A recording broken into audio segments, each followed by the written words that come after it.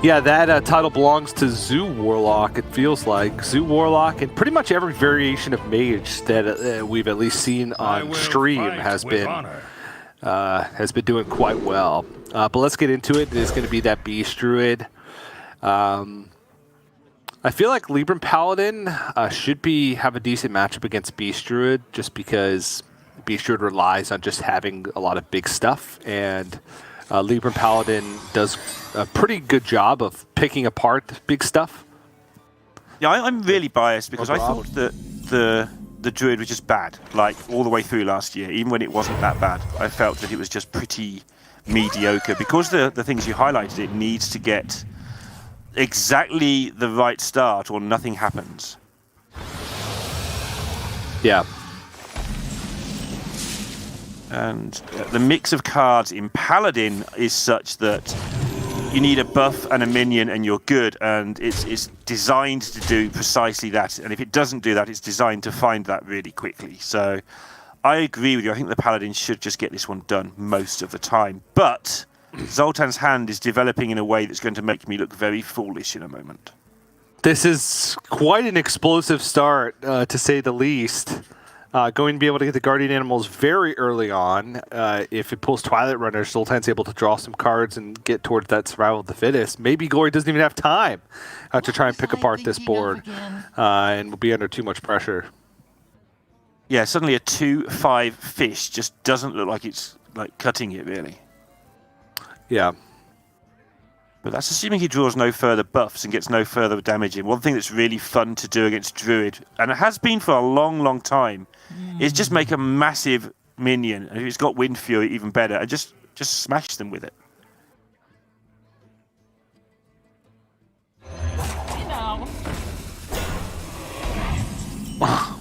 Uncorrupted Dreaming Drake. Nice. Yeah, nice up. Expect it, maybe.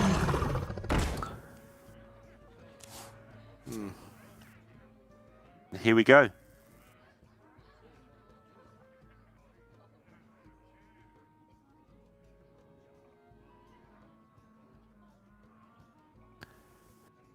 Is it time, though?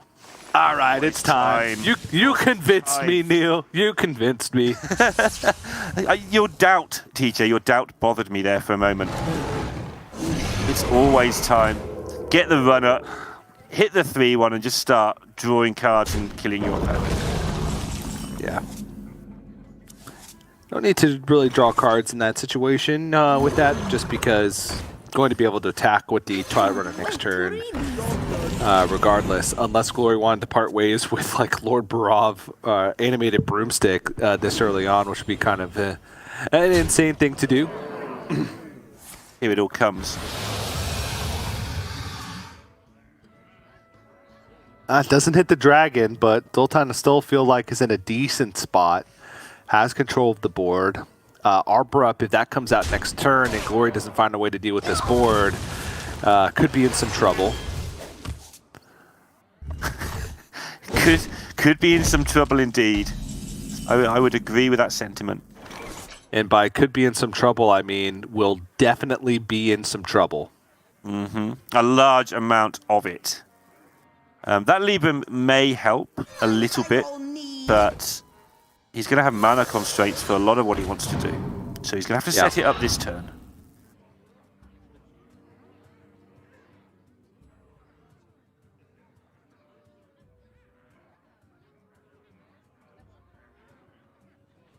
So is there a point in using the Pen Flinger here? I guess they're just for the damage, but was there a point in using the Pen Flinger? It doesn't really matter. Yeah, he got to that point, started counting, and sort of hovered over both Pen Flingers kind of sadly and realized that the numbers just didn't work the way he was. He didn't do anything wrong, it's just they didn't work out how he would like them to have worked out in the ideal world. Yeah.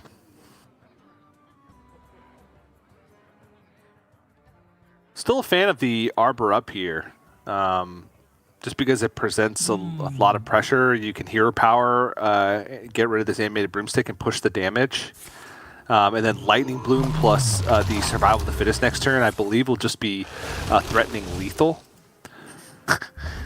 Pushing 6 this turn, down to 18 with 14 represented on board. Yeah, that's even quite a bit over lethal, I would say.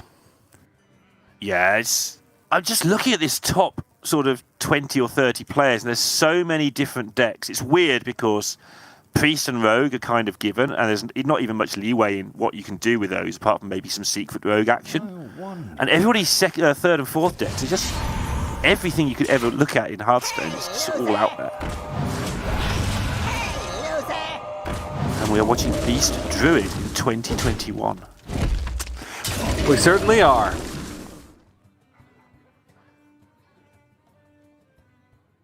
Nice little pickup. None of the plays this turn really allow Zoltan to kill off the Penflingers. At least none of the super powerful plays allow him to do that. Which, yeah, we don't really want to be hero powering at this point with 8 mana available and a potential 10. Yeah.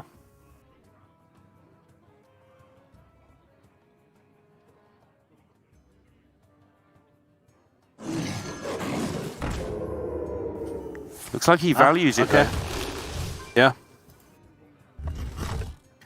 And I can kind of see it because the turn looks a little bit awkward anyway. So one of the ways you lose is, I guess, is some double Penflinger nonsense. So cut that off at source is probably fine.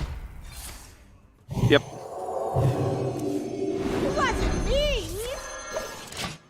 But Glory, really the only thing Glory's missing right now is some further Libram reduction. But missing that Penflinger could be a big deal. The problem for Zoltan is just trying to fight back on the board. Especially considering Glory's going to be able to keep removing the big stuff. He needs to find something else big. But Lightning Bloom here, just for the hero power to take this down, is going to set up a monstrous board, and it's actually setting up lethal. And I don't think it's going to get better turn on turn here for Glory. So he's going to have to be fending off lethal nearly every turn now for a while. Yep.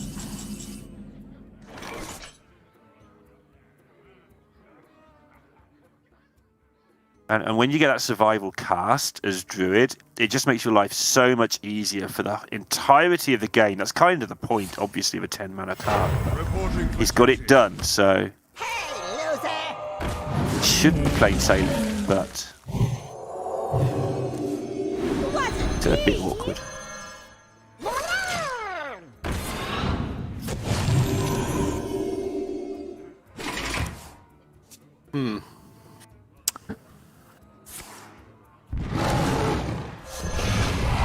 Okay, so yeah, I was thinking. Wait, I thought I saw 2 Leg Threshers, but it was just the Leg Thresher survived a long time. So, and another big board, and forcing most likely the second Libram Justice out for Glory, and then there's going to be a Moonfang on the board that won't ever be able to die.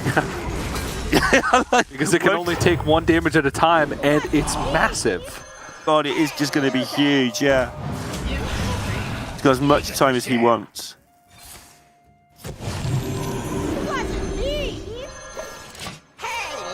Oh, so just a little bit about Zoltan, actually, thanks to Nimch.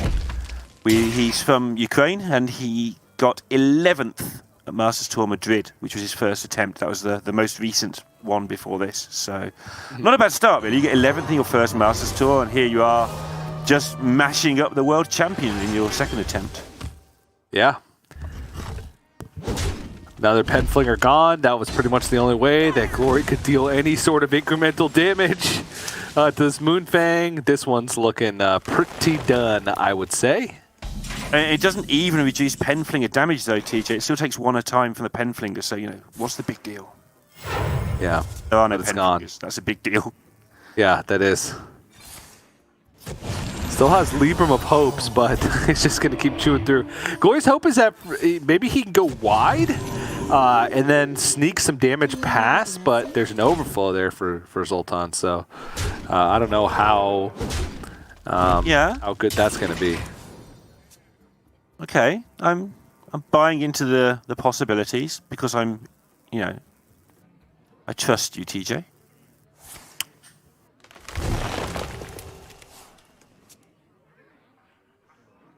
I trusted Gia. That worked out well.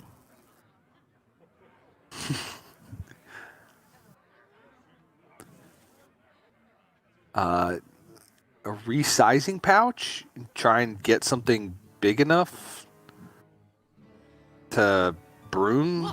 No, you can't broomstick it because of your remaining mana. I mean, the broom is a 5/5. It's ridiculous.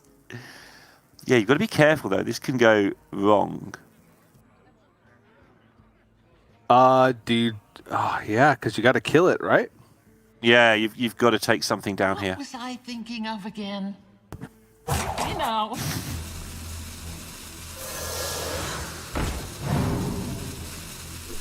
Okay.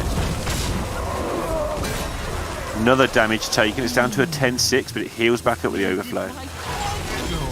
What a ridiculous minion when it's been buffed. Yeah.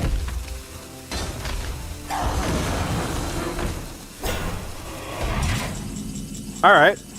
Well, that's another hope gone, so... I just, without the flingers, I don't know. Glory needs still a couple more turns in order to try and piece together enough stuff to get this done. But he seems to be slowly going backwards, not forwards. That's the issue here. And this Moonfang is just kill anything you play for the rest of the game. Yeah.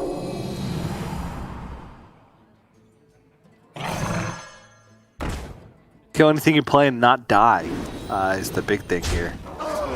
It's just like Rattle Gore, but differently worded. Yeah.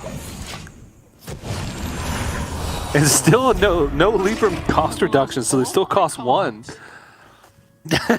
That's actually unfortunate. He's only got 7 cards left. Yeah, but they're all going to come out of the deck, or all these Dream Portals are going to come out of the deck going to the next turn. I think you might need a Barov Glory and something else to go with it.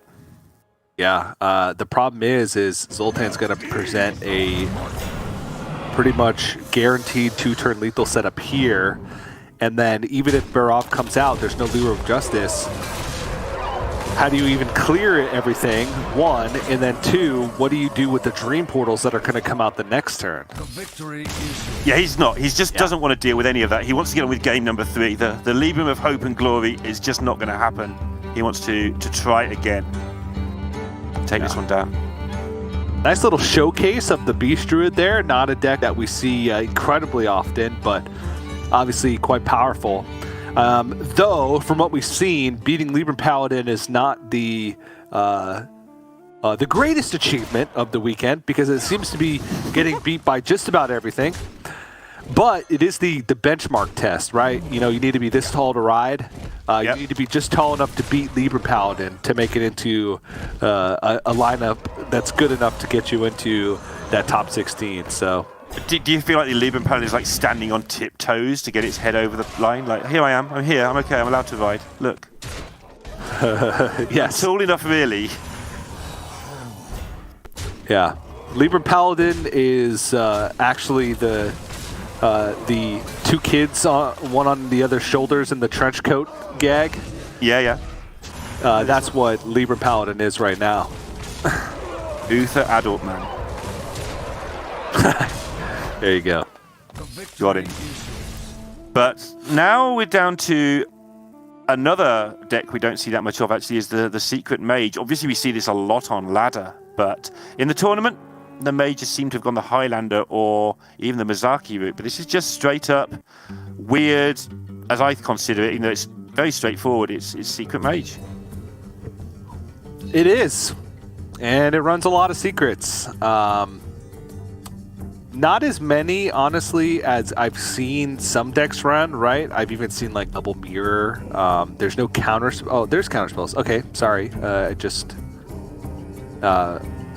missed over that. So yeah, there is as many secrets as I expected in this one. The problem with this deck, I feel, is that outside of like disrupting key turns from your opponents, sometimes it can be dealt hands that you just will never be able to win with, right? Like they are just seemingly too weak for you to find any sort of semblance of a path to victory. If you get all your secrets and no synergy with it, and it doesn't have, say, a straight up burn from hand like you might see from Burn Mage, who Burn Mage, even if you don't draw incredibly early on, you can still get a spell damage minion later and piece together crazy turns, which Secret Mage doesn't have that. So it is reliant on momentum more than anything else. Yeah, one of my issues with the Secret Mage as a rule is that mage spells are overcosted.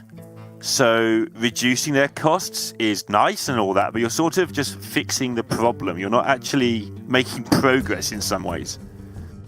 Yeah. You feel like you're saving 3 mana, but are you really? Like, maybe you're not, because maybe they're not worth 3 in the first place. No, they're not. That's why people have to play them for free and for cheaper. Game Master brings it to 1, but Gory's going to be playing Zoo Warlock. And Zoo has been... I am, yeah. I do like the Zoo Warlock.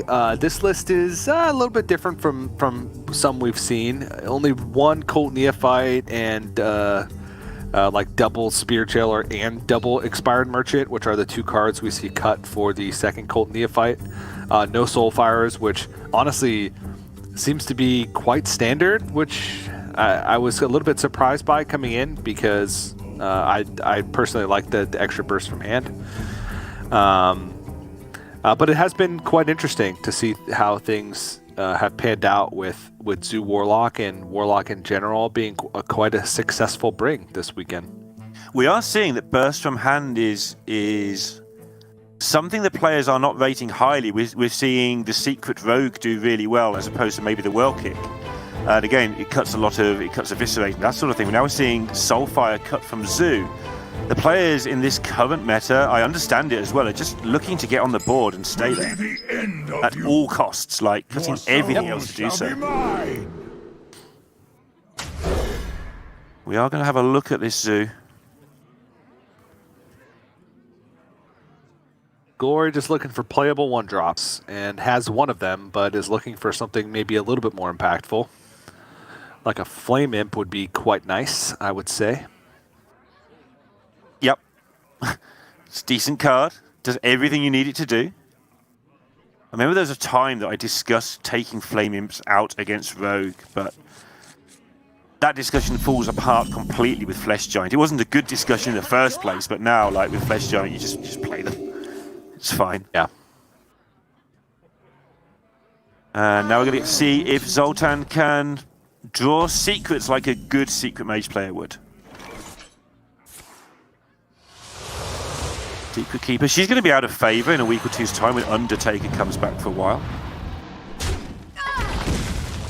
For a week. It's going to be like, why would we ever play Secret Keeper when we've got Undertaker to do the same job? Yeah, it's going to be the craziest week in Hearthstone's existence. But Zoltan has lost board. It's not the end of the world. There's still some secrets that can bail him out, but right now, no secrets in hand. This, I'm talking about the secret synergy, but nothing to back it up with, which is unfortunate.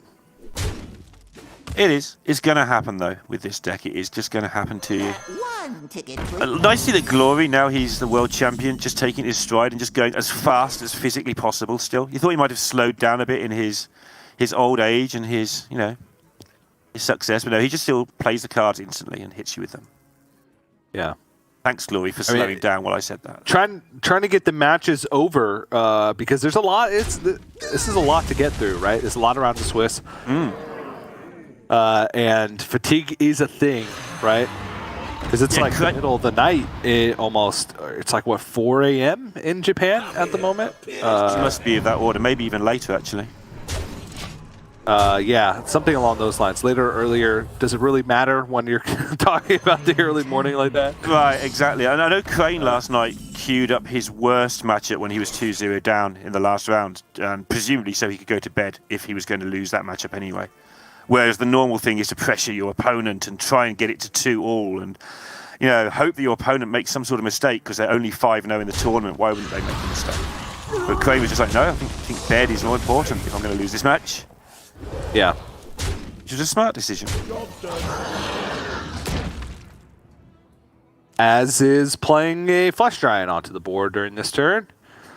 And Zoltan has no way to deal with it at the moment. And not really a great play, period. Can just clear off the Mosher, but this is not looking too good right now. Zoltan's just hoping that this Flesh Giant's going to trade, and Fireball might be to clear it up next turn. Yeah, you mentioned at the moment I started looking for the Vaporize and couldn't find one. A little agony goes a long way. A decision? No, he's already made the decision. Everything's trading into the 4/4 and the 8/8's going face. I'm pretty sure that's where they were pointed. Yeah, there we go. 2-turn lethal setup. He's got to kill it this turn, and the deck doesn't have a way to kill it, actually. I don't think there's a single way to deal 8 damage with 6 mana. Amazing. From hand. It would have to be... No, a Flak Mage. Yeah, into Secret Fireball. Yeah, but they had not played a Ancient Mysteries up until that point, so Glory takes a pretty quick victory, and yeah, that's a rough one, right? Secret Mage, no secrets at the beginning, nothing to follow up with Secret Keeper, lost the board very early on, never got it back, and Glory was just throwing out cards and getting the job done. That's all it takes with that deck. Secret Mage appeared to be as weak as I expected it to be. Yeah, same as that, and it's a bit of a shame for Zoltan. It's like, oh yeah, I'm 2-0 up, just time to relax. Just I'm 2-1. What happened? Like now he's just didn't get a chance to sit there and enjoy the fact he was 2-0 ahead, and that's going to be irritating for him. Yeah, but still has the Libram Paladin to prey on, as well as a Highlander Priest from Glory. We'll see. I just don't know. I haven't played much Secret Mage myself. I played against it a lot. I don't have much faith in it in a competitive environment. But I'm willing to be proven wrong. I've said that a lot. I'm willing to say that Secret Mage is the best deck in the metagame if Zoltan can show me something right now. But it's going to take a pretty impressive victory for me to change my mind here. Yeah, I played a lot of decks against Secret Mage, and they all seemed good, which is not a ringing endorsement of how good the Mage feels. And also, we haven't seen anybody else playing it, which is another concern I have right now.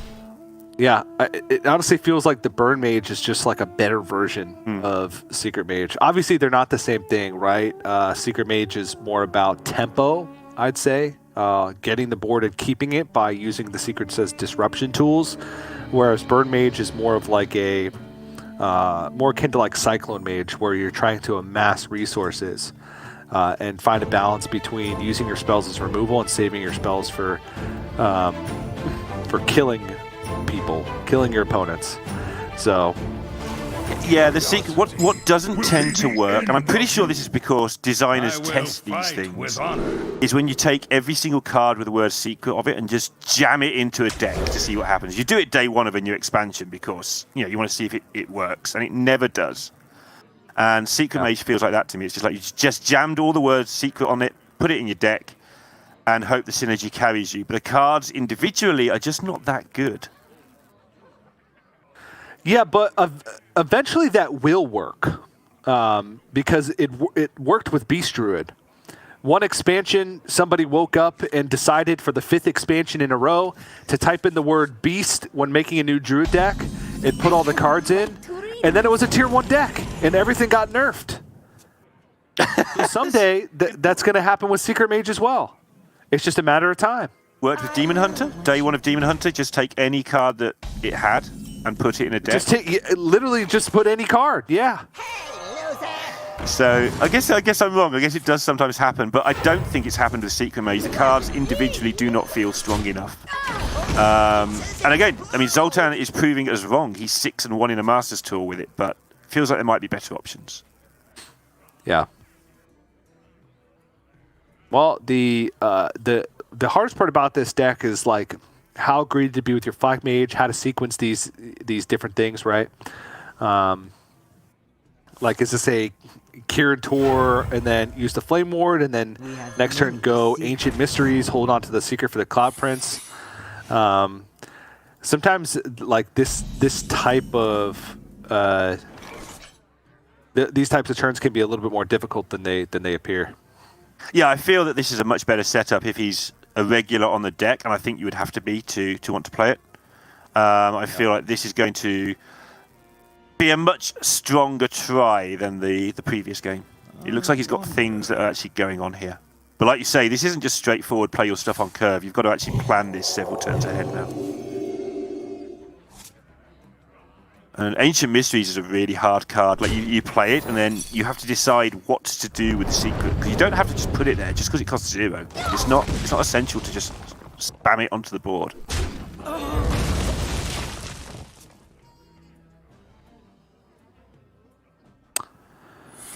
Ooh, okay. Interesting.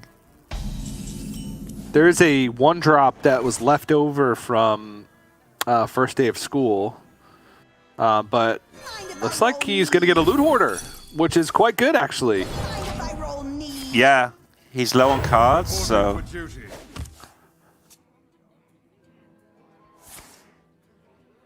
Draw with Ancient Mysteries first, probably holding on to it, just for the Cloud Prince next turn. Just kidding. No, I think counterspell, so the Flak Mage. Yeah. I think he was going to go that right and then realized, no, I don't need to. Yeah. But now it gets a beautiful Cloud Prince, still pushing damage. With board, Rigged Fair Game becomes quite good. Because if you have the control of the board, then you're less likely to take damage on the turn. Glory, if he sniffs out that it's a Rigged Fair Game, he may want to, like, pen fling in the face each turn. But that's very awkward to do, especially since you're going to be ignoring the board in order to do so. And, yeah, you may end up losing your pen flinger as well, because at some point you're going to have to spend mana on things other than spells, because he hasn't got any spells. Yeah. Which is really awkward. Do try to keep yourselves alive. Oh, everyone hates to see this. When you're playing Paladin and you have to give this up this early. I cannot wait to read these. Yep.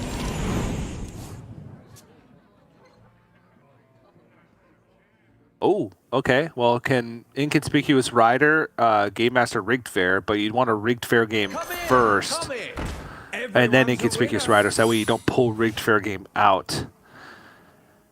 That makes sense. It does indeed.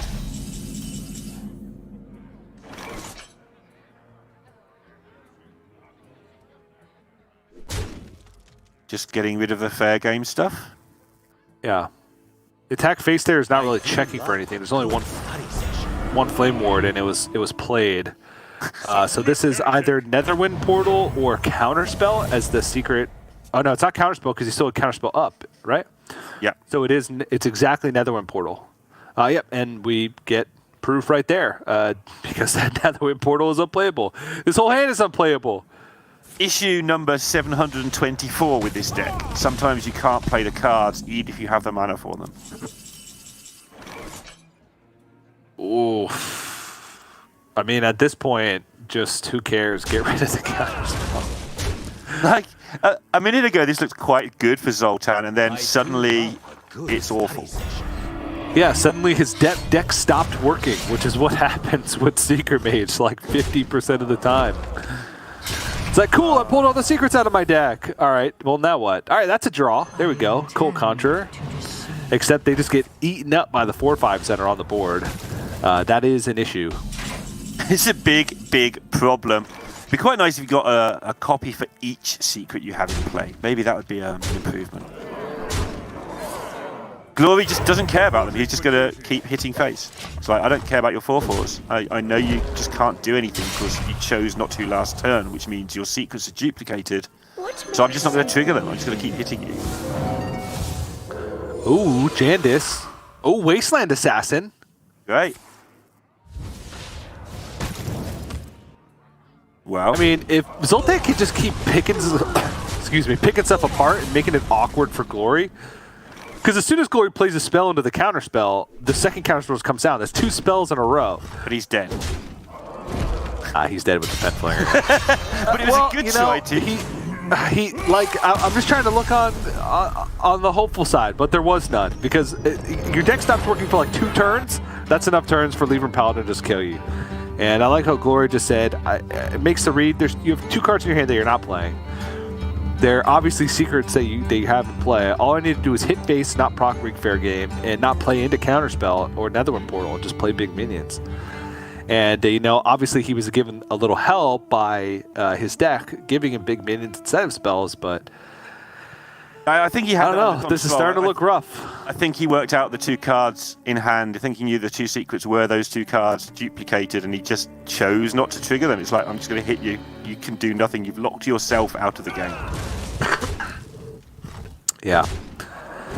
But that ties up the series 2-2. Means we're going to the game 5, and it's going to come down to the Secret Mage once again and Highlander Priest for Glory. Wow. Yeah, I don't know about this one. I'm struggling to see how the priest doesn't just deal with these things. I mean, there's 4 attack minions. That's always nice, but there's no long game and there's no early game, and the few minions you play might get killed. Yeah. Yeah. But apart from that, it's all looking rosy if you're Zoltan. Yeah, it's all about tempo, right, for Zoltan. It's all about, like, keeping pressure up, finding the curve, making it awkward for the Highlander Priest, and finding the damage when you need it, right, is because eventually Priest will find the answers to deal with whatever board you're throwing at them. It's just they may be a little bit more expensive. So it's about trying to get that early tempo, the disruption with the secrets, and then finding the fireball, the cloud prince when you need it to finish out the game before the priest is able to have enough mana to deal with whatever you can throw at them. Again, still not much faith in the Secret Mage, but even though it's 0-2, still I am ready to forget it all, to erase those last 2 games from my memory and everything I ever know about Secret Mage and call it the best deck in the game. But it's really got to get there. Zoltan needs to make you feel it, right? You're not feeling it yet, TJ.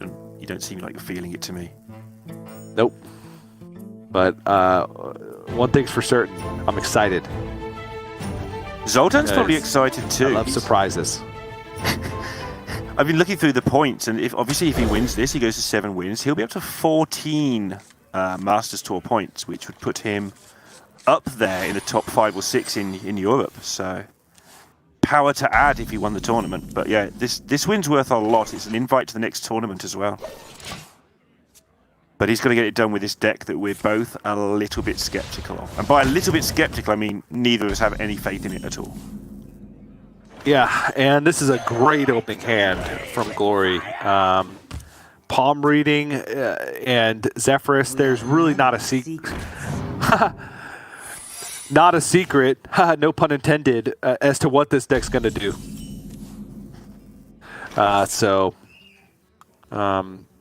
The only thing is trying to get a read on what this first secret is. It is rigged fair game.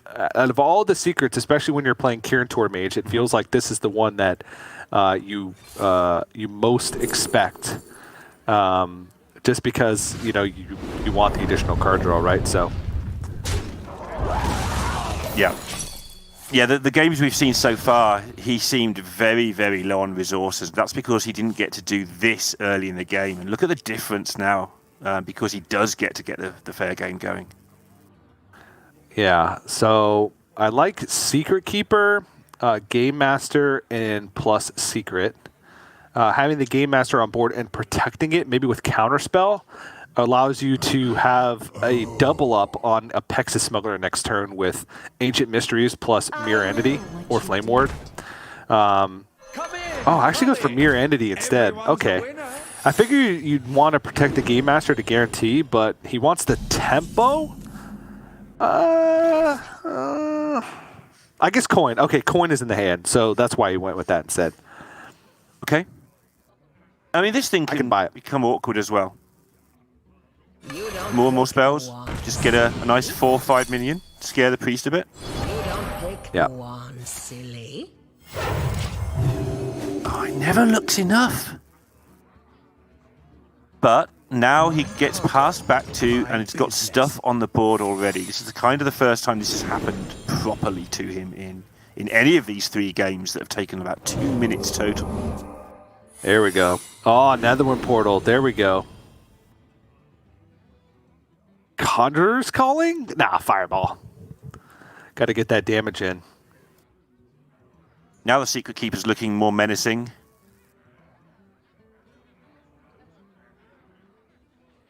Just spend half an hour trying to work out how to play around Hysteria.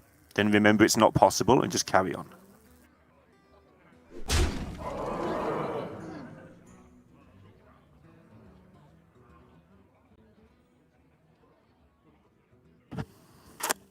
Is there though? That's why it takes half an hour. Yeah, you trade over the Wand Maker, and then the Secret Keeper won't die. Mm-hmm. I think that's I think that's a good play. I like it.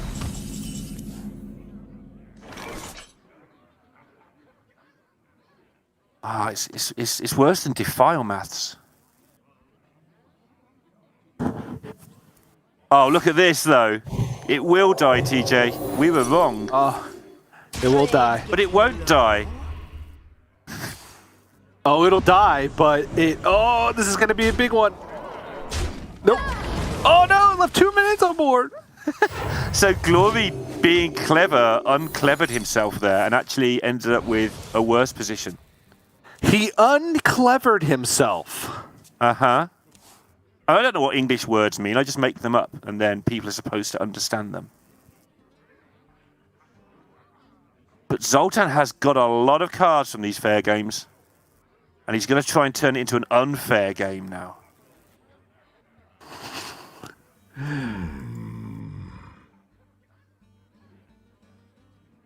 I just want a Jandis.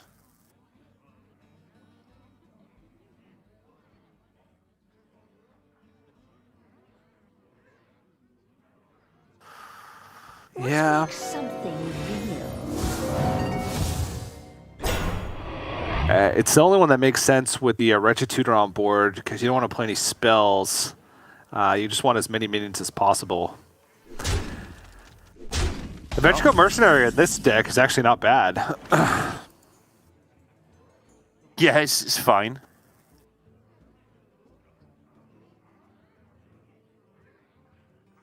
You need to deal with this Glory. Pro tip.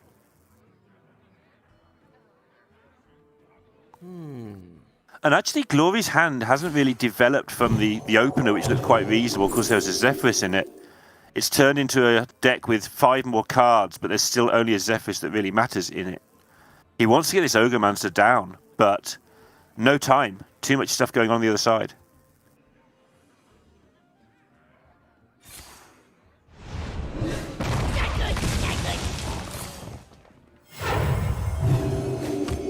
This is kind of scary. Yeah, he's going to have to wave. Yeah, but the Secret Mage is out-resourcing him at the moment, which is the part that makes me a little bit nervous. Are you ready to believe yet, TJ? I might be. It's still not like, super wowing me, right? But like its ability to generate resources is higher than I expected. All right, so test for counterspell. Zephyrus Brawl, I guess, is the option here. Oh my goodness. Scoundrel's terrifying, surely. Yeah, this feels more normal.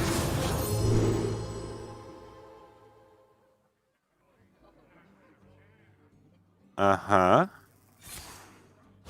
Good talk, Zeph. Good talk. That didn't do what he needed it to do. No. So you He's just now got push the 20. damage. Yeah.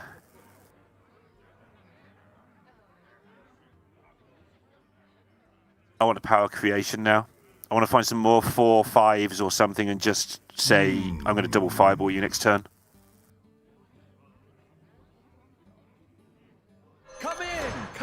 using a counter spell to stop her. Yeah. Mirror. That's Yeah, fine coin's too. gone. Yeah. Maybe even throwing a flak mage to try and get that extra little bit of push because you don't really need it at this point in the game. And fit in a ping, I suppose, because Flame Ward, you're never even going to need to play that. So you don't have to worry about it. I think I like that better. I feel like he's made the complicated decisions and now he's just not sure. He's like, he worked out where he wanted to go with the whole counterspell shenanigans and this damage sort of sets up lethal. And now he's got to work out, well, what's the one thing that goes wrong here? How do I stop that one thing? And yeah, he's just going to go maximum Bloodfen Raptor.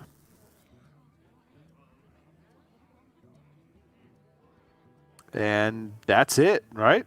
I think that's very much it. He could get...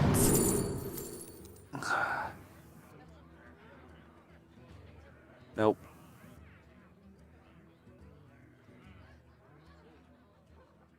Does the counterspell up? Counterspell's up. I was thinking like Sethic Veilweaver into Apotheosis. Something. I don't know. Hysteria, and then the Sethic Veilweaver. You just Hysteria and get a bunch of lifesteal. I have no idea. He just needs to turn one of these minions into Moonfang and then Hysteria it, and all will be boom. And then somehow get through the counterspell, Apotheosis it, and oh my goodness! But with double fireball, that's going to be lethal. So Soldan, you got it done. Took him 3 tries. How much do his other decks have to overperform to make up for having Secret Mage's lineup? He's probably undefeated with his other 2. Yes, 14-0 with his other 2 decks, and then just Secret Mage just doing this every round. That looks 16-0 now because now he's played 8 rounds, and that would make his Secret Mage. 7-15 or something like that. Something ridiculous. Yeah, something. What a relief that must be, though. The story you don't want to tell your grandkids about when you had the world champion on the ropes, but you brought Secret Mage. That would have been a bad one. But now he's got a good one. He's got some more Masters Tour points. He's 7-1. He's in contention now to become a European Grandmaster, and he's just getting there. So we're going to see more of Zoltan.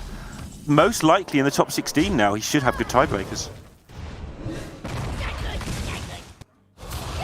Yeah, and it looks like we're still not done with round 8 yet, so we're going to have a little bit more coverage before we move on to the final round of Swiss for the day. And then we also have top 16, the top 16 that we're broadcasting today. At least one match, maybe a little bit of coverage from other matches that we're going to be playing. So I'm excited. I feel like this round has been longer. Normally because players are dropping out, the average match length goes down. Because there's not those, or not the average, the mode. I don't know. I don't know. No, I know what you mean. Yeah, it means that we usually have shorter rounds as days goes on, but it's a little bit less because players don't have to drop at that score anymore because we're cutting to top 16. So there's a little more on the line. Yeah, and obviously not just the top 16, but I'll keep on about it, but those points are crucial, especially, I mean, the meme is true. I love the Americas region. It's definitely my favorite region, but coming 7-2 at the moment puts you equal first on the race for Grandmasters in that region. Like, turning up and getting a score is a big deal right now. So hanging on in there is also a big deal. So Xiaowang versus XHX. I know quite a bit about XHX. I know very little about Xiaowang, I'm afraid. Yeah, me too. To be honest. But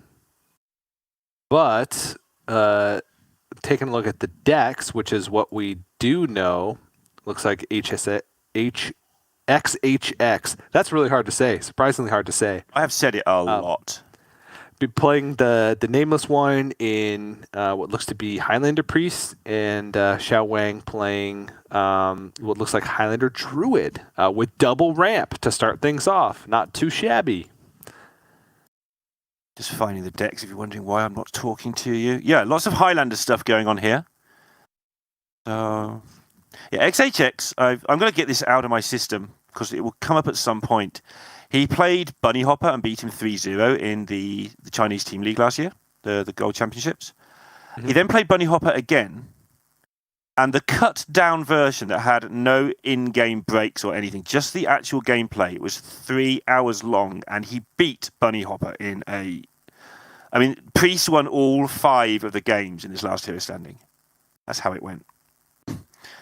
And Yikes. so he is tenacious. That sounds terrible. It was the worst experience of my life, which is why I wanted to get it out there now. It was a fantastic match, but it was 3 hours for a best of 5 of gameplay, and that's not counting countless bathroom breaks and things that players need in a 4-hour match. But he outground the grinder, basically. So he's tenacious. And that first year of his experience, because he was new on the scene last year, you know, that's coming through now, and you're seeing him 6-1 in a Masters Tour. Yeah, quite impressive, honestly. A lot of these players at 6-1 are players that have just kind of been really good for a long time and are looking for, you know, that little bit of extra push, a little bit extra boost. You also notice how when we first started doing online tournaments, we didn't see much of the Chinese players, and now there's been a year of Chinese players sort of mingling in with the rest of the regions, and now they're just destroying everybody. A year's experience, and suddenly China are just all the top names.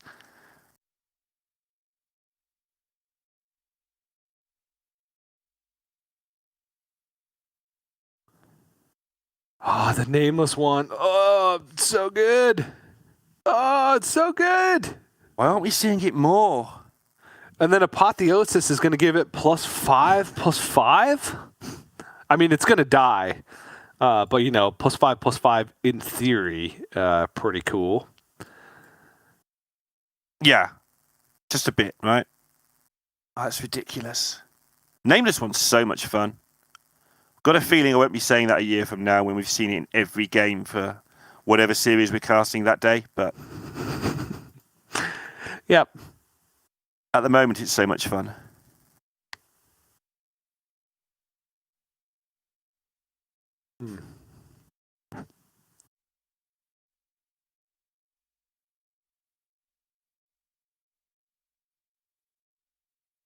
Feels like Okay, Cobalt Spellkin. Xiao Wang pretty much just setting up for Dragon Queen Alexstrasza going into the next turn. 3 mana crystals ahead of XHX pretty much, which is quite ridiculous. But it's down a little bit on resources. But the resources that he does have are quite powerful. So I'm honestly not too concerned at the moment. Yeah, there's plenty going on there. Druid doesn't run out of stuff very often. Turns out when your good cards cost 9 and they make you more cards, you have time to draw into the rest of your expensive stuff and just keep making big things. Yeah.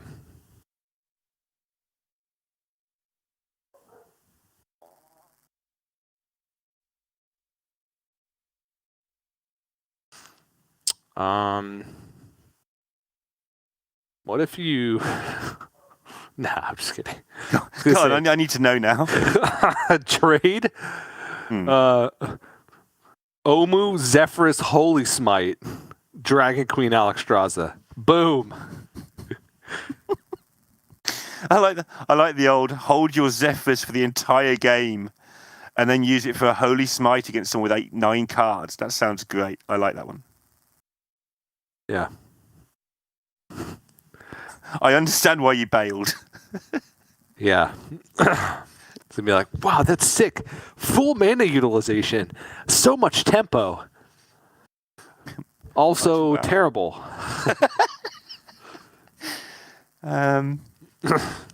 We are seeing people throughout today be incredibly greedy with Zephyrus. Now, in this game, I understand it entirely, but we have seen people sort of almost die by holding onto their Zephyrus a little bit too long, or die because of it. And I understand you need to be greedy in this meta. You need to make the most of your cards, but dying with them in your hand is not where you need to be.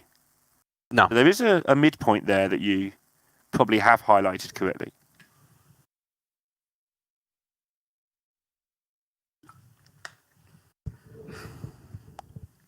Well, the embalming ritual on the Ogremancer is quite annoying. Luckily for Xiao Wang, the Dragon Queen Alexstrasza does not involve casting spells, and you can make big dragons without having to worry about giving over some tutus. Yep. Oh my wow. goodness, they are some big dragons as well. All right, so you trade over the 5-2 and then play Murazond? I want the cards. I want to play Asura. Okay. I guess it's more resilient to Soul Mirror as well, and it's a turn before Plague of Death. That makes sense. But my hand's empty. I want the options as well. Yeah. Plus, I want to be really greedy with this Murazond because I'm greedy. Did he go face? He didn't even trade across the 6-6. He just hit him. Yes.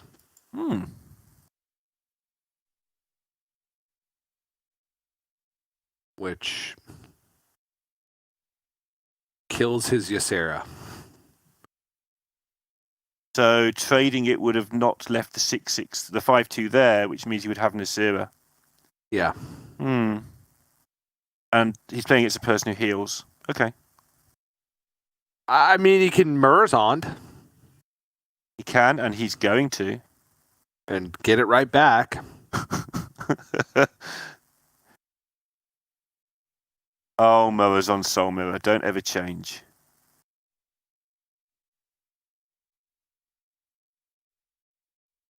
And now we're approaching the point where Xiao Wang sticks any minion, essentially, and it's going to be lethal, because Nightmare plus Zephyrus Wind Fury is a whole lot of damage, no matter where it comes from. That's assuming Zephyrus is awake. But yeah, that is lethal any time.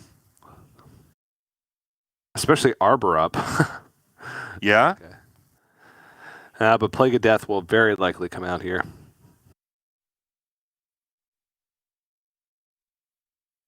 The first time that I can remember Asura not giving garbage drakes might actually be disappointing. Like after this Plague of Death, all Xiao Wang wants to do is just slam another couple of minions down. It might have to be eagles to please the Pheno contingent in the viewership.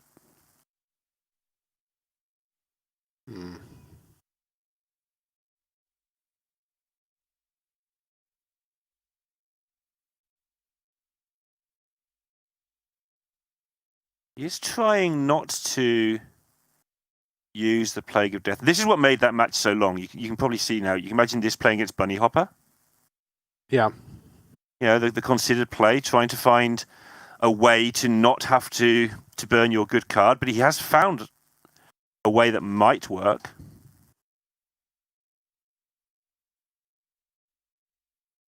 No, just kidding, he's dead. Nope, he's got the penance. The penance. Yeah. He's dead at this point. It really is, any minion, essentially, for Xiao Wang needs to stick.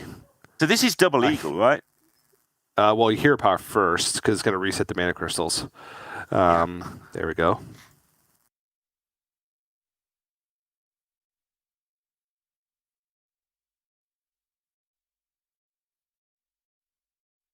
But yes, double eagle. Oh, no.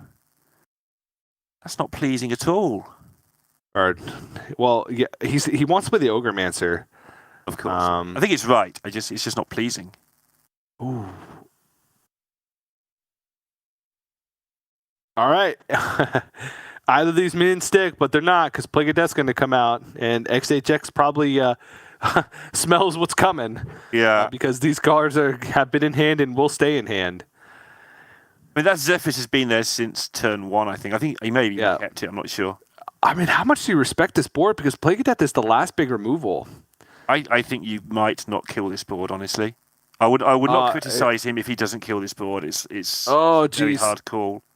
All right. Well, even if it's even if just 1/2/2 survives, let's say if 1/2/2 survives, I don't know how that would happen, but Nightmare on the 2/2 would bring it to a 12/12. That's only 24 damage with Wind Fury. Okay. Yeah, I agree. So it's not the most. So it would have to be the Omu, right? Because then that would be 30 damage. Sure. What might save XHX here is things like Savage Roar exists as a Zephyrus card and Bloodlust and all that stuff. So it might save him, but not because he's red. I mean, you can read this, but you won't read this.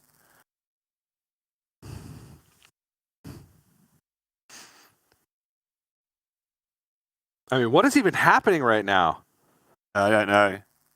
He just put 6 extra power on the board. He's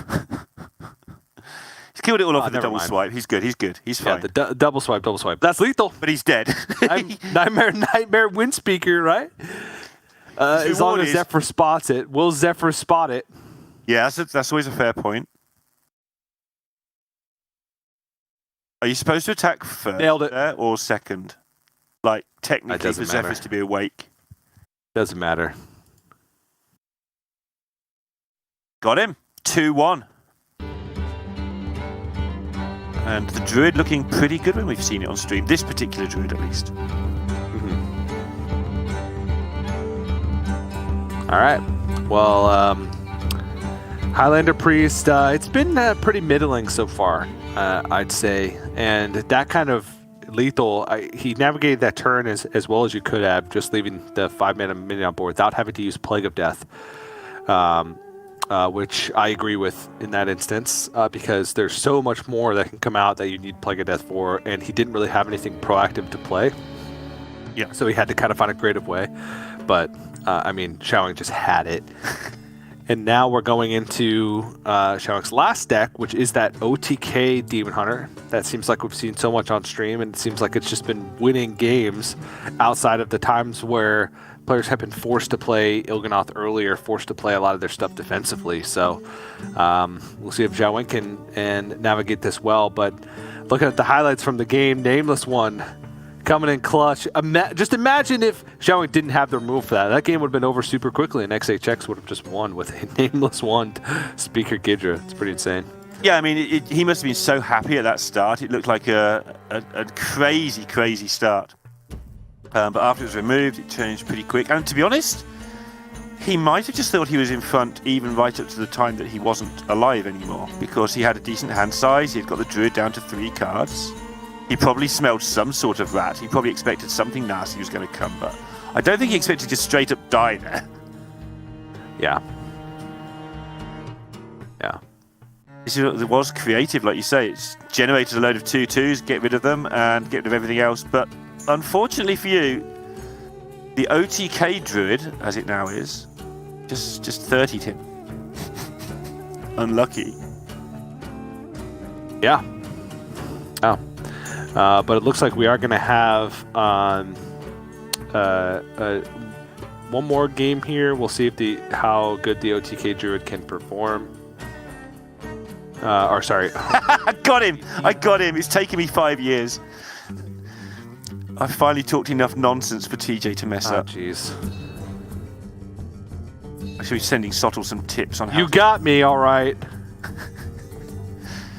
All right, so it is the OTK Demon Hunter, which has seemed pretty good, honestly, when we've seen it on stream. But there aren't many of them out there at the moment at the top of the tables.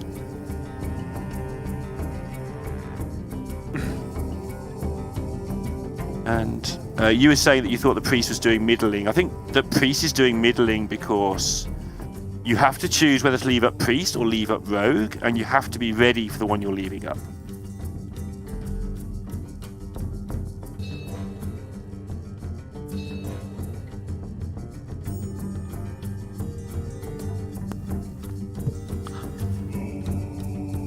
Yeah, this one's going to get tough, I feel. This is going to be tough, but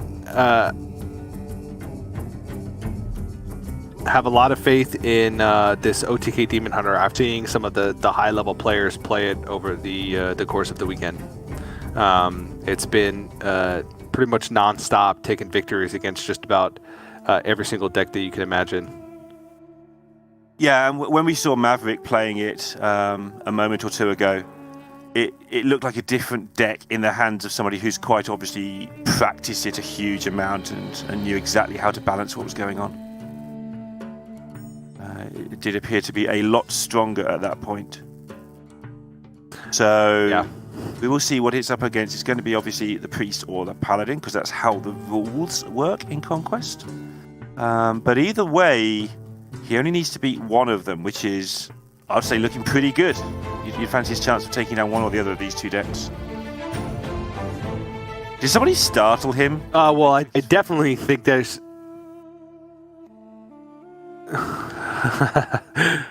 I definitely think that the chances of taking down the Paladin are quite high, but the Priest could pose a little bit of an issue just because of Mind Render or Lucia. So not entirely sure if that's going to be one that he's confident in, but Libram Paladin definitely. I think that deck's been quite slow to get off to those fast starts needed to be able to take down the Demon Hunter. So. Right, and this is not a fast start at the moment for the Priest. I mean, Priests don't have massively fast starts, but this is particularly slow at the moment. And going to allow Xiao Wang to just develop in a very natural manner. So XHX is going to look to get some tempo on the board, and he hasn't really got the ideal things to do that with. And I wonder if we're going to see just the Tempo Mind Flayer here. Yeah, Tempo Mind Flayer just to start doing something, because really he's running out of time to get loaded up here, given that the Demon Hunter will remove the first few things that are played. So, yeah, the I-Beam obviously coming down as expected. And turn 4, and XHX has got nothing on the board. He's going to have to just tempo his minions out and ignore their effects for some time. Here we go, Regitutor just played. Obviously, that's a little bit different because it's got no other purpose against the Demon Hunter anyway.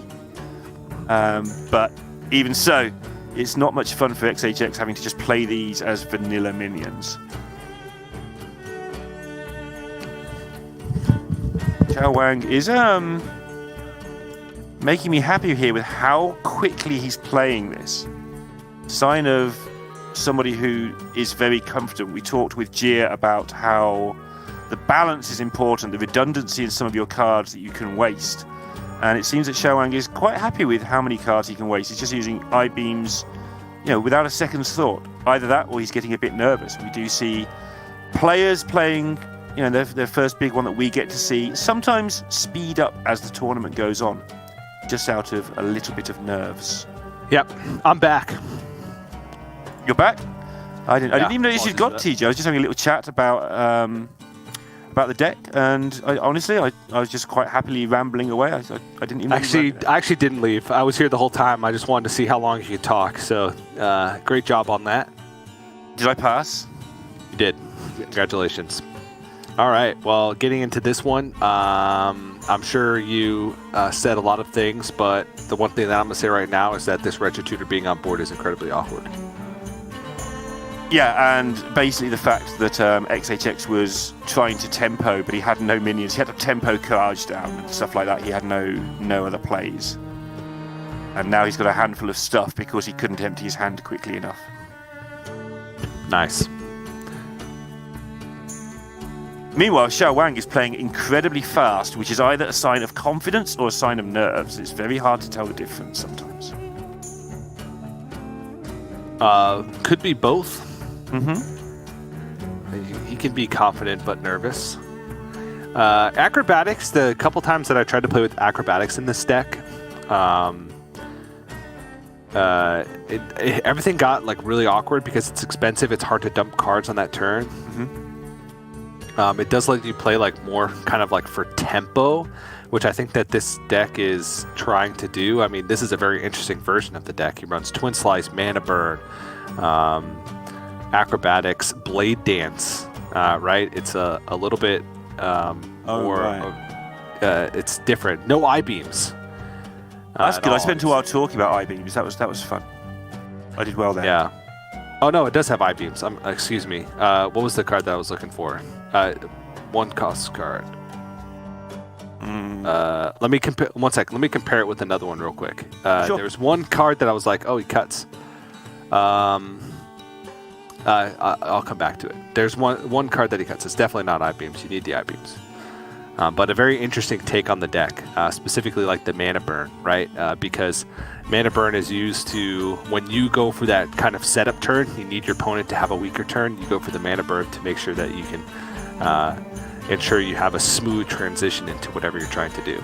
Yeah, mana burn is just a good card. I think it has a very narrow band for when it's actually a usable good card, if that makes any sense. Of course, yeah. If you get it wrong, your opponent just ignores it and so on. But I was playing a lot of aggro Demon Hunter a couple of months ago, and just mana burn just won you every game back before it took another round of nerfs to the knee. Yeah, everything's been nerfed. And here we are. Except all these cards. Yeah, we it's all only a matter of time. We got rid of all the cards that everyone was playing, so now we're onto the cards that people didn't play. They've now realised are also broken.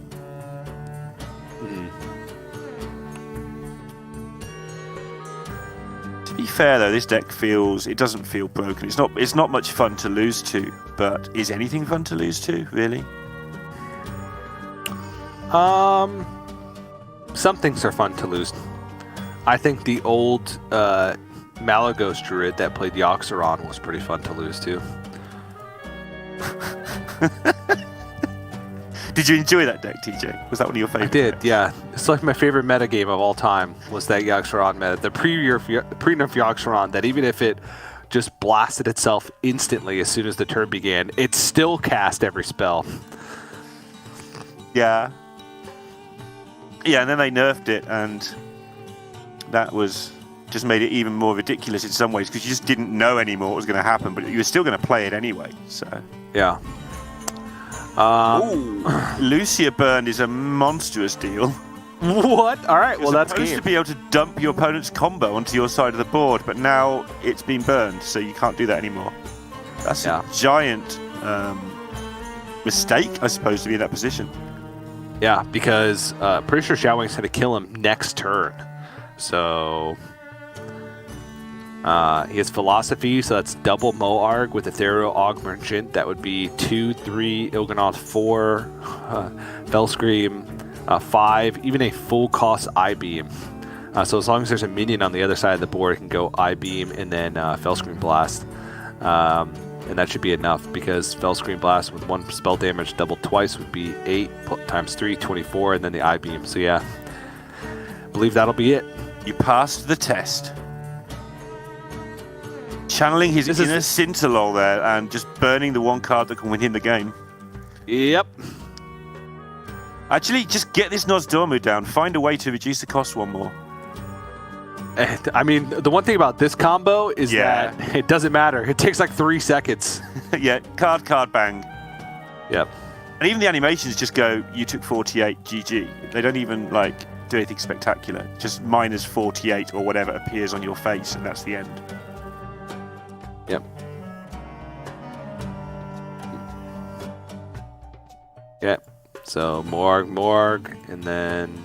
Actually, it doesn't even need the Ethereal Augmerchant. Just going to play it anyway. I think you get into the habit of just doing it in case you've miscounted. Yeah. Maybe need the Ethereal Augmerchant, because the Fellscream Blast would have only been 12, and the I-Beam would have been 6, 9, 12, 24. Yeah, he did need the Ethereal Augmerchant, so it would have only been 24 without it. But alas, doesn't really matter.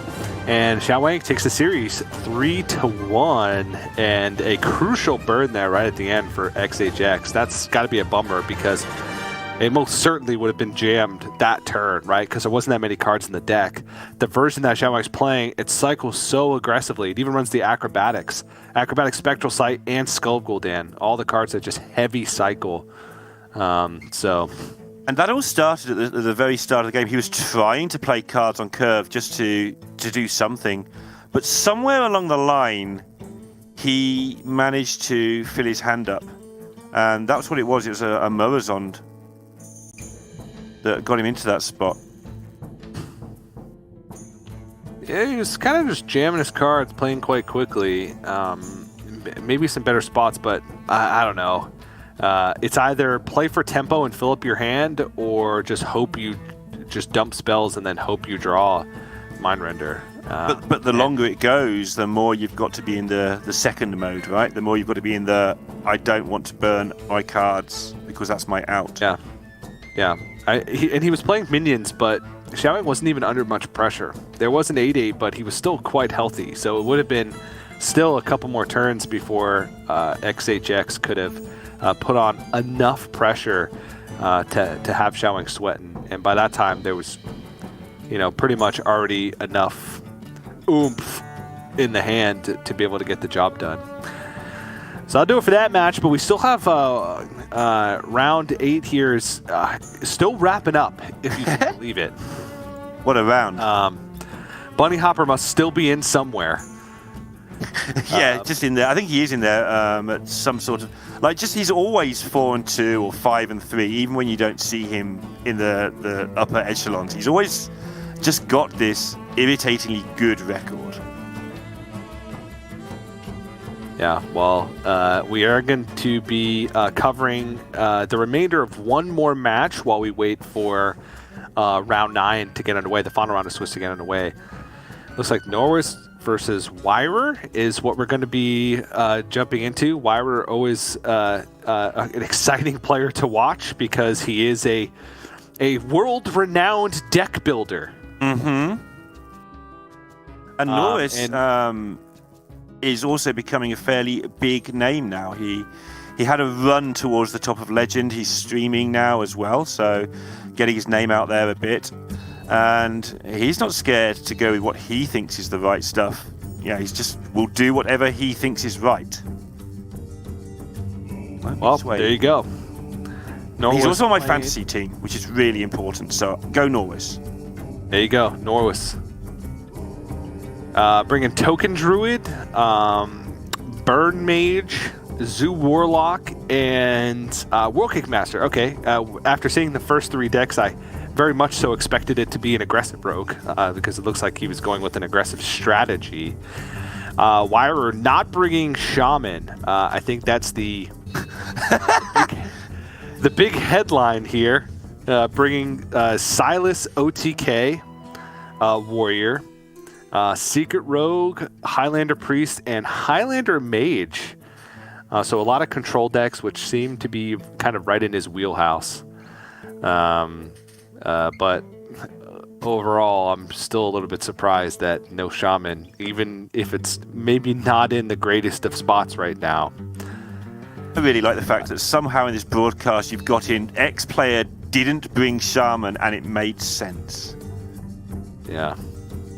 My goodness. All right, so this is that Highlander Mage. Looks pretty normal to me. Just a whole bunch of good cards on curve and kill your opponent slowly, very slowly a lot of the time. But get it done. Yeah, Highlander Mage was the mage deck that I expected to perform the worst out of the mage archetypes. I guess a caveat to that, Secret Mage, after knowing that players actually brought Secret Mage. Yeah, that doesn't count as an archetype you expect it to be brought, not an archetype you expect it to do badly. Yes. So, had to amend that statement. Oh, this turn 1 or turn 2 could be pretty crazy here for Norwis. Dribbling into Innovate is just a crazy stuff. Ooh, there it is. Adorable Infestation. Well, that was nice quick. Yeah, nice little turn 1 here going to be happening for Norwis. Oh, boy. And Wyrer just doing an impression of Secret Mage. You wait a turn? I can't wait. I need to see all these gibblings on the board. Time waits for no one. Listen to their cute little sounds. They try to escape the cage. They're so happy.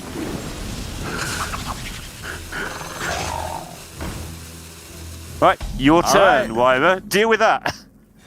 Yep, well, get rid of the one that still has Spell Burst available, and then hope that this inconspicuous rider pulls out the Flame Ward. Actually, it's guaranteed because he does not play Counterspell. Seeing so, oh no, he does play Counterspell. Okay, so it's a 50-50. If it pulls out Flame Ward, he's actually in an okay spot. Mm-hmm. Oh, and then he plays Rig Fear. And now he gets okay, so now it's a 50-50. 4 secrets. These Highlander decks playing a lot of secrets these days.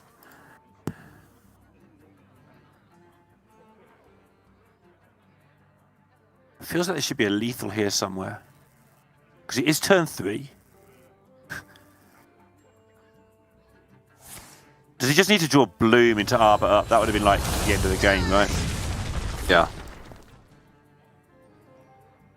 Oh. No. Just I don't even know. Glowfly Swarm, I suppose, just to make sure you have fodder for this. But Arbor Up's going to be coming next turn. But unfortunately, that doesn't even bring these out of range of the Flame Ward, except for that 2/2. So just going to have to bite the bullet now, go for Glowfly Swarm next turn, and then try and follow that up with an Arbor Up. But this gives time for Wyrer to kind of set up and be ready for it. Rigged Fair Game coming out, knowing that Glowfly Swarm is very likely will get those 3 cards next turn, and this one might just be done. Yep, worth noticing that wasn't a mistake, that attack, because he had to test for the Flame Ward. He knows it probably is, but then he can actually at least do the Glowflies afterwards. Because he wants to Arbor up if it's not the Flame Ward, so... It did look a bit weird blowing up all your own minions there, but actually just fine. Well, that game changed quickly. Yep.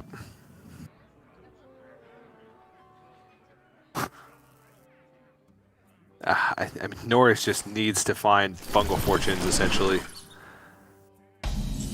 Yeah. This is the most ludicrous deck. Like, turn 1 it looks like you've won, turn 3 it looks like you've lost, and then turn 6 you've lost. So, oh, oof.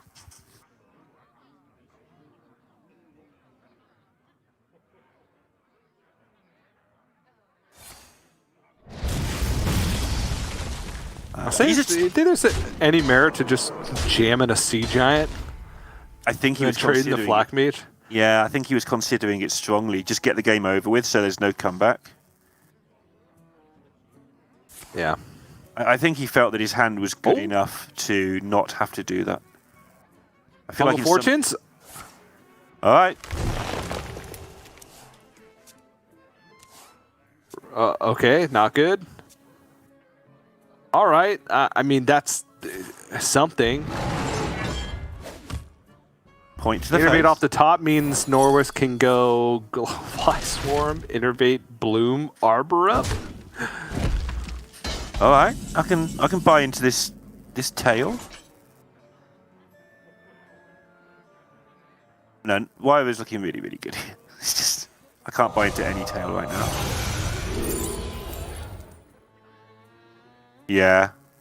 Just a little bit of a security blanket there, and then security blanket number 15 comes up. Oh no, but now he gets rid of Malagos Aspect of Magic value. Oh no, my 2/8 that's going to be facing a horde of 2/2s, whatever will it do? Oh no. Oh gee. Oh, okay, Fungal Fortunes. It's just, this is too little too late, I have to feel. Soul of the Forest? Alright, so it needs to go for one big swing turn. But unfortunately, Norris knows that Zephyrs is in hand. So pretty much, let's see, 6, 7, 8, 9 plus 12. I mean, we're starting to get close to lethal for Wyrer. So Norris has to find some way to contest this board, because if he takes damage this turn, doesn't kill anything next turn, the turn after that, Zephyrs is going to be lethal no matter what. Yeah. So this is quite problematic. Start saving cards for next game. Just Get the hand you want. Start the next game with that hand. That's what I would be doing here. Maybe regarded as cheating. Yeah, I think that's what I'd be trying at least. How different best of fives of Hearthstone would be if you picked up where you left off the last game. The carryover format. Yeah. So that'd be quite fun. Let's do that. Probably up there with Specialist. Or Strike.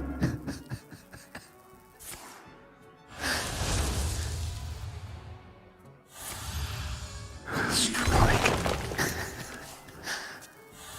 What a format. Sounded good until infinite mirror matches. Yep.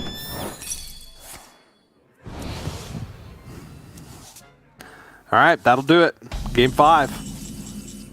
Game 5, super important. I think I've memed very slightly, just because that's what I do. But I think these are two players that we should keep a very, very close eye on. Not just today, but over the next 3 tournaments, where I would not be surprised to see one or both even of these become Grandmasters, and deserve it, and be good for it.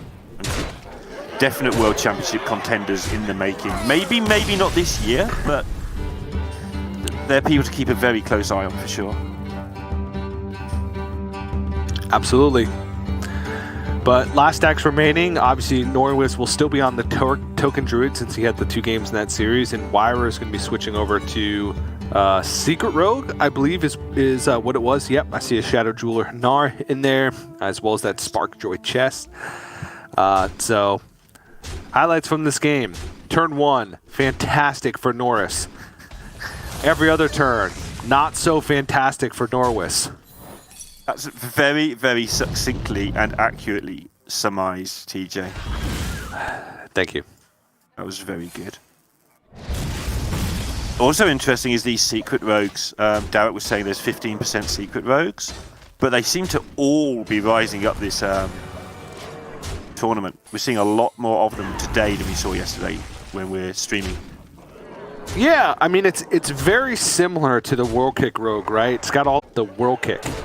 Right. And instead it runs the secret package, so it's much more focused on like value. I suppose because World Kick's also value, but like it doesn't run any Nitro Boost poisons, right? It doesn't run the eviscerates, the straight up damage from hand.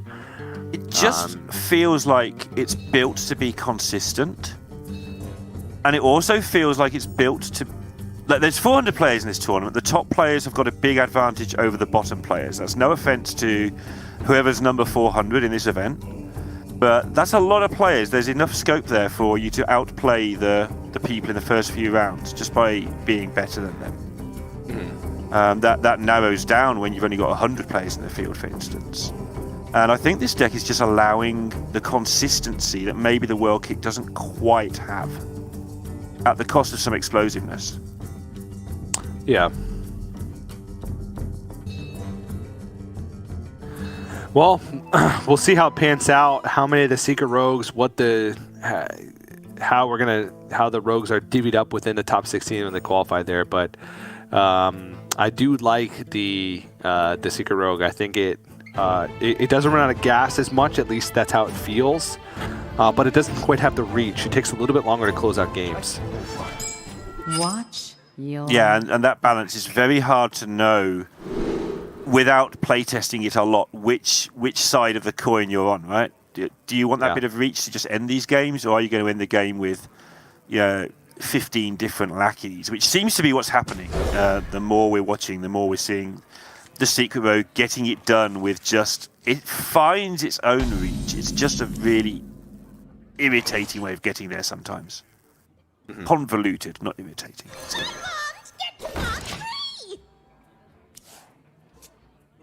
Yeah, irritating's a little aggressive there.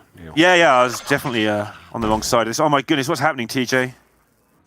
Rogue is not equipped to deal with this level of nonsense. Oh, yikes. Oh, yikes. All the stuff. Oh, yikes. Don't even know what that card on the right does, but I want it. It costs 1. I feel like the card in the middle. Actually, partner assignment's actually not bad because you need some stuff to refill. Yeah, there we go.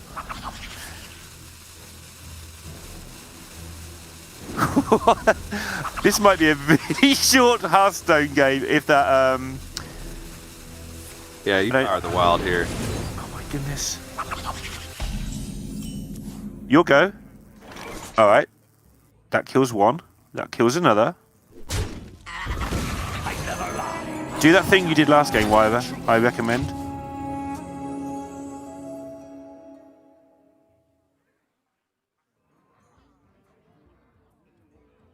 Partner assignment's actually really good here, isn't it? Not necessarily this turn, but in his hand, it's actually pretty tasty.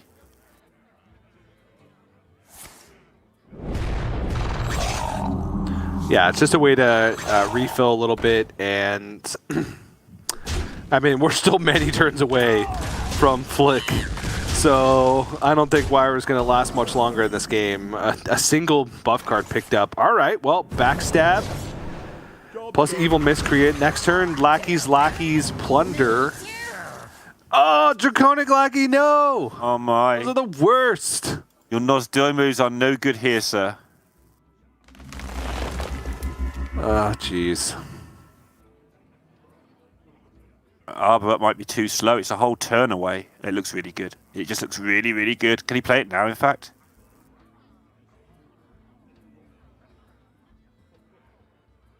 Wait, is he just... He might be counting, like, lethal or something here. He just wins next turn.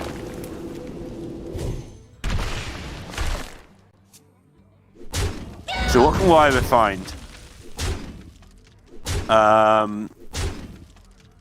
He can find one thief into Arcane Explosion.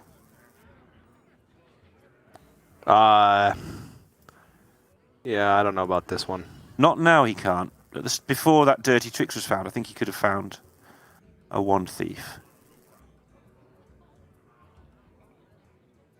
Draconic Lackey. Draconic Lackey, Plunder. The old one damage Lackey. dragon.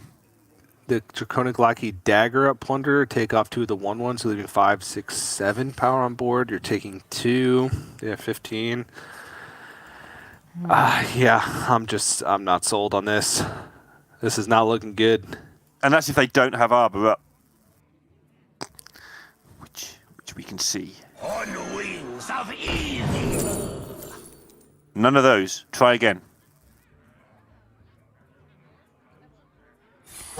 Choose soon. Go, Plunderer. You got this. All right, sure.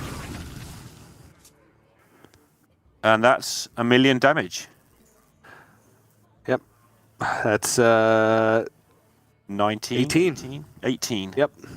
Which is more, TJ, than 17. And you know what that means? That means that Norris is going to be 7-1 here at Masters Tour Ironforge, and with a very good shout at top 16.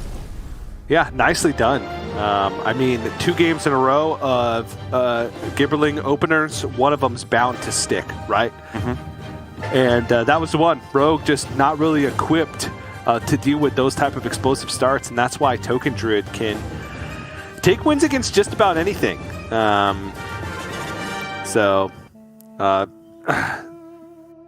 Yeah, Norris leaving up do well.